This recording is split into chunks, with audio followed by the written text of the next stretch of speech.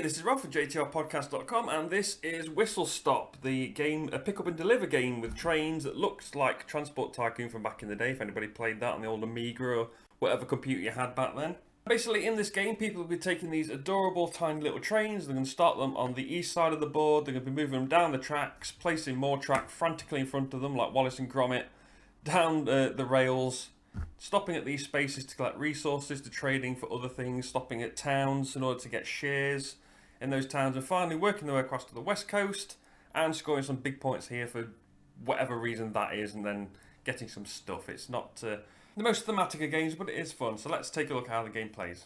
So to set up the board, you need to clip these four pieces of this puzzle around the outside, this border that holds all the tiles in place together. You have these normal tiles that look like this. These all get slot in around the east coast, around the side. You have your end tiles, which have a different coloured back. So that's the normal tiles, have this light coloured back. These on the west coast have this dark coloured back, so you can tell the difference. And you put a randomly chosen selection of those down this side of the board. The middle is a bit more complicated. I'm not going to go into it right now, but there are certain tiles you put in here that are going to be the same every game, but they're slightly different, and you give them a shuffle and you lay them down this column here. All the players are going to get a player board, a number of trains depending on the player count and their colour. They're also going to get a tiny little points token, which they'll put on 0 points on the board. They'll have a number of train tiles. They'll have 3 train tiles in their hand. They'll also have a number of these coal tokens depending on the player order. So the start player will get 2, and the further you go around the table, the players will get more coal to start with, and everyone also starts with a whistle.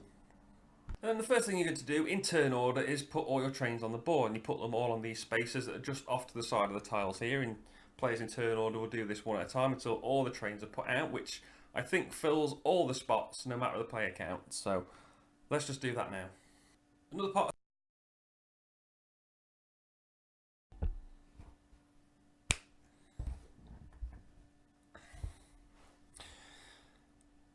Hey, this is Rob from JTRpodcast.com, and this is Whistle. You also take these upgrade tokens and you pick a number of them equal to the number of players plus 2 and put them to one side face up so everybody can see them.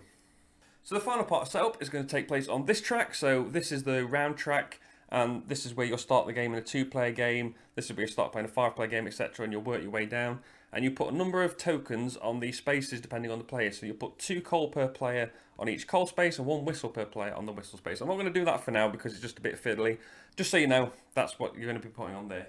And you're ready to start. And the first part of the round is going to start on this track. So whoever's the first player will take the pile of tokens that's next available. So in the first round of the game, it's going to be 10 coal, and distribute 2 coal to each player. On a player's turn, they can spend 4 tokens to take actions and or buy up to 2 upgrades. So any combination of those, so you could end up doing 6 things on your turn. And the tokens that you spend are kept track of on this board. So as you spend them, you will put them on these spaces to remind you what you've done, which I think is really cool. So if you do happen to spend a coal to take an action, you can move 1 space, but you can only move 1 space to the south, to the west, and to the north of where you start. So this is where you look at the columns that the trains are in. So this is 1 column here. So if you were on this space, you could only move up to there, across to the west, or down to the south. You can move through your own trains, but you can't move through opponents' trains. And as you move onto these stops, and you stop and you take the action of them. So in this case, you'd gain a brown cube. There's 6 different resource sites. The ones in the yellow circles are rare, and the ones in the white circles are not so rare, and they're just normal cubes representing 6 different resources. And you might be able to see there are 10 spots for cubes, so you can hold 10 cubes in total on your board. As I said, you can't move through your opponent's train. So for example, this train could move to here, but its next turn it couldn't go any further. But you can move through your own train, so you could spend 1 coal to come this way and end up on that space like that. So there's a bit of manoeuvring at the beginning of the game as all these trains start to move out at the same time. You can move any of your trains. You can see they've got 3 each in a 5-player game. You can move any of them on your turn. You can also use a whistle to take an action. So you put the whistle on your board like you would the coal, and this time you can move, but you can move slightly different. You move 2 spaces, and you can move through your opponent's train. So in this example, if this train had used a whistle, it could go 1, 2, and move through that way. If when moving there's no track in front of you, you can take a tile from your hand and you put it down in front, and then you move along, and basically you do that until you reach a stop. You can play up to 3 tiles because that's your sort of hand limit, and if you ever get to the point where you need to stop, you do stop, and one of your tiles in your hand must have a stop. You must be able to stop on your third tile. But apart from these resource stops, which are all over the place, there are some other special tiles as well, so let's take a look at those now. This one is a trading post, as you can see there, and when a train moves onto there, it can do a little trading. You can make 2 trades. You can trade 1 common good for a different common good, or for 1 whistle or 2 coal, or you can trade 1 rare cube for another rare cube of a different colour, or 2 common cubes. The coal yard is very simple. If you move your trade onto the coal yard, you gain 2 coal. The general store allows you to gain a resource of any colour. The gold mine lets you take a gold token, and the gold tokens look like this, and they have numbers on the back, numbered 3, 4 and 5, and that's worth that many points at the end of the game, and you kind of keep them face down so nobody knows how many you've got until they are revealed at scoring. If your train moves onto the whistle factory, you gain a whistle.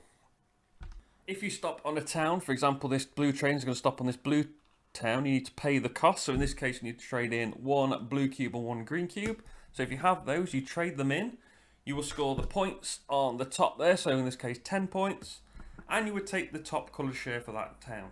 So you go to the shares of that colour, in this case blue, and you take the top one. In this case, they're the first person to get a share from the St. Louis Express company, the blue towns.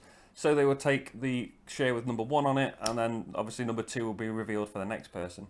Another thing you can do in return is buy these upgrade tokens, and that's the cost of the top. So this one will cost 2 grey cubes. It's worth 3 points at the end of the game, and they each have a different ability, and those slot into your player board. You can have as many as you like, and you can also, if you're really mean, you can buy them from another player by paying the cost at the top to the bank, and then you pay 1 rare cube to that player as compensation. So that's how you get upgrades. And at the end of your turn, if you haven't got 3 tiles in your hand, you draw back up. There's 3 laid out, and there's a deck of tiles face down. You can either draw from those face up, or you can take a blind one off the top. And whenever it's the first player's turn, they will dish out the resources on the turn order track, and play will continue until somebody gets their trains, all 3 of them, to the other side. So when you get one to the other side, you'll take the action of the west coast tile, and then you'll move it onto the board up here. So let's take a look at that now. So there's 2 types of tiles on the west coast. There's these ones, and there's the stock market. And with these ones, that's very simple. You trade in these coloured cubes to get that many points. If you can't, you lose that many points, and then you put your trade on the bonus space at the top, which we'll look at in a minute. If you go to the stock market, you will score this many points for every share that you've acquired on the way there, and then you trade one of those in, so you get to give up one of your shares back to the supply, and then you put your train on the bonus step. So let's look at the bonus step now. So these are the bonus spaces. This is where your trains disappear to after you've done the final tiles here. You'll put one on and you'll take the reward. So in this case, if you put it on this one, you'd get 1 green cube and 2 coal. The question mark means you can get 1 of any colour cube, a coal or a whistle. So you can get 3 whistles here, which is quite powerful, especially if you rush one train across and get 3 whistles, and then use those whistles to move your other trains. But yeah, that's pretty much how the game plays. So the game is going to last between 9 and 12 rounds, depending on the number of players. If somebody gets all 3 of their trains off the board as well, that will trigger the end of the game. And then you go into scoring. So the first thing you do is you score the shares, and whoever's got the most of each share will score 15 points. If there's a tie, whoever's got the lowest number will score the points. Whoever got there first is going to break the ties. You score your resources, so you'll score 1 point per common cube, and you'll score 3 points per rare cube. You get 1 point per 2 tokens you have remaining. You get minus 10 points for every special tile, that's these black ones that you have in your hand at the end of the game. And the most points wins, and the player who's got the most shares will break ties. So let's go to the positives and the negatives. So anyone who listens to the podcast will know that I put this as one of my top 10 games that I saw come out of Gen Con this year, and I really like the idea of it. I like the cuteness of it, I like the artwork, how it's like Suburbia, obviously some Bezier games, so it's the same people, so it's very minimalist, which makes it easy to read, which is always good. The trains are cute, even though they are a bit tiny.